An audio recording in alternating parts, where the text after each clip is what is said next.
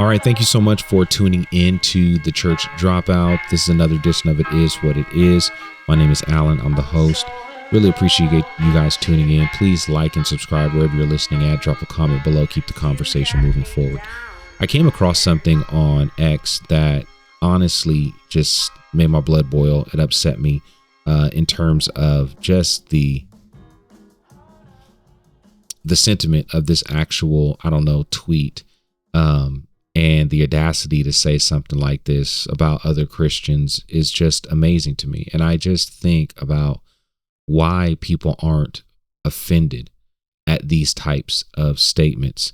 And let me just say this because it has to do with politics. And I believe that, I'm believing more so that, politics, bring out the truth in people, and especially Christians. And I don't mean the worst. I mean the truth. It really tells us what people worship, what people care about the most, what people think about other people.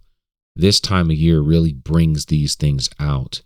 And man, you see some of the nastiest stuff coming out during campaign season. And we really need to be aware of this.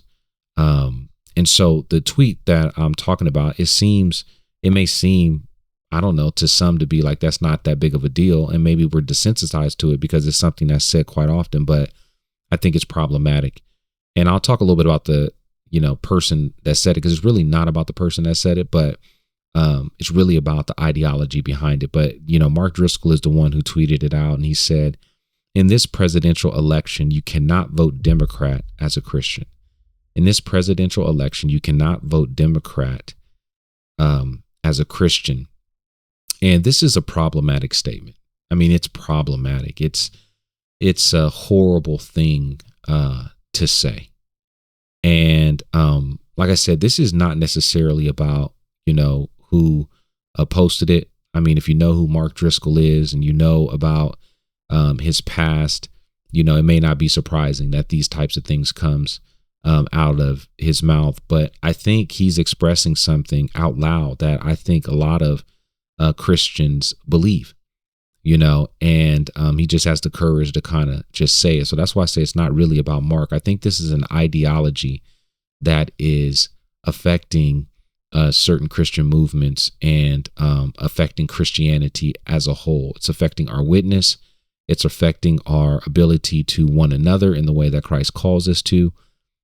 It is horrible, right? This idea that someone is not a Christian if they vote a certain way. So I just want to say a few things about it, and then I'll be done. The first thing I want to say is quite honestly, the first thing I thought about when I read this text is that there's something sinister about this. Like, there's something that's just, evil about this. Like, it just doesn't sit right.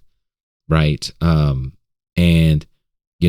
I just thought about, like, who would, kind of tweet something like this out? What type of person would judge a person's salvation, let alone their salvation, based upon an act in a booth, a vote? What type of person would judge a person's salvation?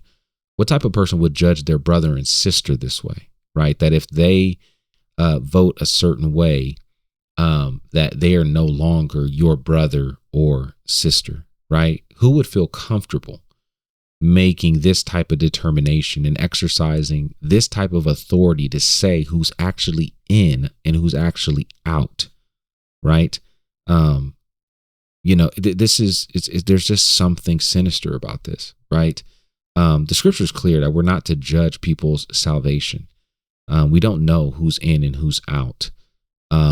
Obviously, we look at fruit, but we don't judge fruit in terms of salvation. For somebody to say something like this is egregious and it's outrageous. And like I said, there's something sinister about this, that somebody could say this without restraint and not worry about the people who are actually going to read it, their brothers and sisters who may be offended by it, brothers and sisters that might,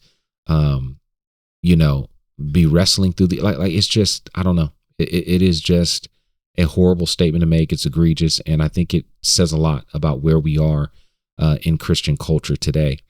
And, what's interesting about this too, is that nobody is going to make a video, about individuals who make these types of claims, whether it's Mark or anybody else, nobody's going to make a video saying mark and avoid these types of individuals. And I think that's for two reasons. One, I think because most people agree with that ideology, right? They hold that ideology. They really believe that a person cannot be a Christian if they vote Democrat, which is crazy to me.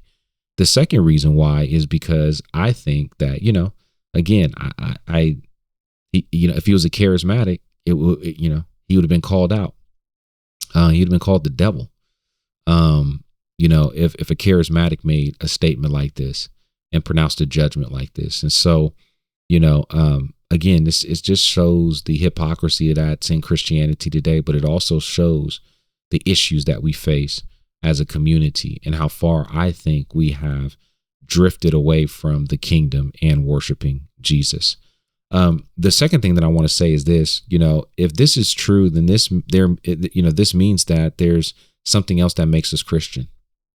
There's something else that makes us Christian. It's not enough to profess Jesus or to follow him and accept, to believe by grace through faith.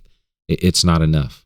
There's certain things that you have to believe. And what's interesting about this is that, we're not even talking about doctrine or essential doctrine. We're not even talking about, the person, hood of Christ, or we're not talking about the triune nature of God or anything like that. I know what's at stake and what some people would say is at stake. However, we're saying that a person's salvation is being judged by an action. And that to me is adding to the gospel and saying that there's something else that makes us Christian. That if you don't do these things, then you cannot be a Christian or you aren't a Christian, right? And that's problematic. We're ruling people out based upon this one thing. And that's just amazing to me that we could even fix our mouths, as my mom used to say these types of things, right? The last thing I'll say is this, and this is more of a comment on broader Christian culture, and it's problematic. Christian in today's culture doesn't mean following Jesus. To be a Christian today doesn't mean following Jesus. To be a Christian today means defending Jesus. To be a Christian today means defending Jesus. And there's a big difference here. Following Jesus means inviting people into Christ's story, right? Following Jesus means we're inviting people in, while defending him is obsessed with ruling people out. And it's this type of understanding of Christianity that's driving this narrative, where we are more infatuated today with who's in or who's out, rather than our job to call people into faith with Jesus. And this is why a lot of people just don't call themselves Christian. This is one of the reasons why I don't call myself a Christian per se, right? I say I follow Jesus. I make it a very clear distinction, because these words don't mean what they meant before, right? It's starting to become clear that you can say these things and you need to start asking people, what do you mean?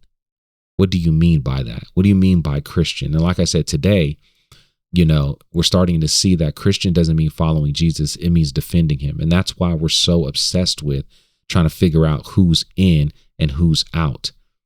Right. And so again, we're defining people by, these things to determine whether or not they're in or out, and opposed to whether or not they placed true faith in Jesus. And this is a problem. And, but anyway, like I said, this was something that bothered me tremendously. I think there's something sinister about this. I think there is a problem with politics and how we're viewing this. I mean, think about this.